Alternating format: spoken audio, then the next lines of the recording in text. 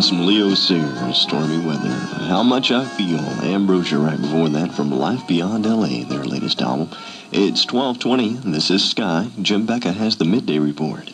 A federal district judge today refused to dismiss bribery and income tax evasion charges against former Louisiana Congressman Otto Passman.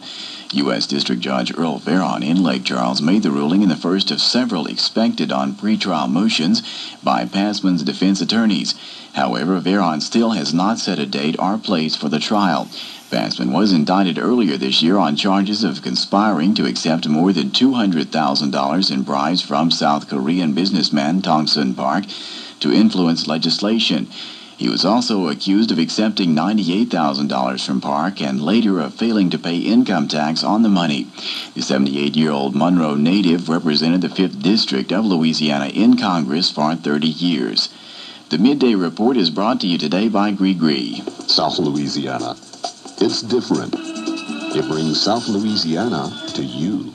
An Italian Roman Catholic traditionalist movement wants a Vatican prosecutor to investigate, in the group's words, the true causes of the death of Pope John Paul I. No autopsy was performed on John Paul, and the traditionalists did not say why they felt an autopsy is required. Marathon swimmer Stella Taylor battled relentless Gulf Stream currents and poisoning stings of jellyfish today, while her crew debated whether to end her attempt to swim from the Bahamas to Florida.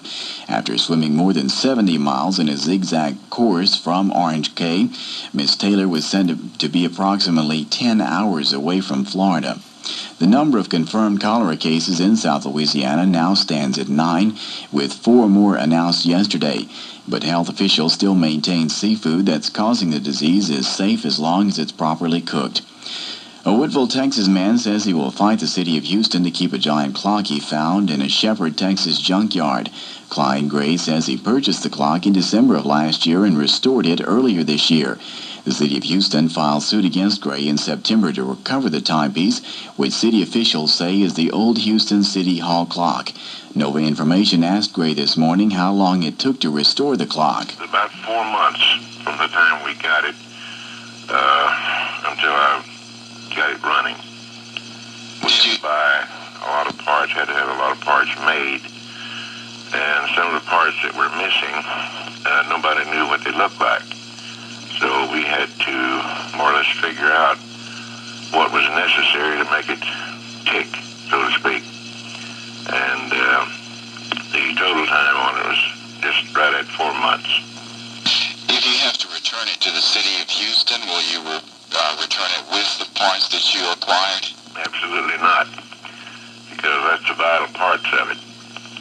And I wouldn't give them anything that I had added to it at all. I'd give them exactly what I got out of the junkyard in Shepherd, Texas, and that's a bunch of nuts and bolts. A report filed by Houston attorneys alleges the clock was sold by a maintenance man in a building where it was stored to an antique dealer who sold it to the Shepherd junkyard. The exclusive Dallas, Texas department store Neiman Marcus is offering a unique version of the game Monopoly, which you might say is in very good taste. The Monopoly game is, in the catalog's words, the greatest finale to a dinner party ever conceived. From board to dice, every and each part is made of completely edible candy, dark chocolate, milk chocolate, buttercream, and butterscotch. In case you're interested, the Connoisseur's Monopoly game sells for a mere $600. Partly cloudy with a chance of thunder showers this afternoon and tonight, becoming fair tomorrow. High this afternoon in the upper 80s, cooler tonight with a low near 60. High tomorrow near 80. Probability of rain 50% this afternoon and tonight. Currently partly cloudy skies in Lake Charles. Temperature 80 degrees, 27 degrees Celsius. Beaumont's reporting 84 degrees. That's the Midday Report. For Gree, I'm Jim Becka. Thank you, Jim. This is Sky for Nova 104.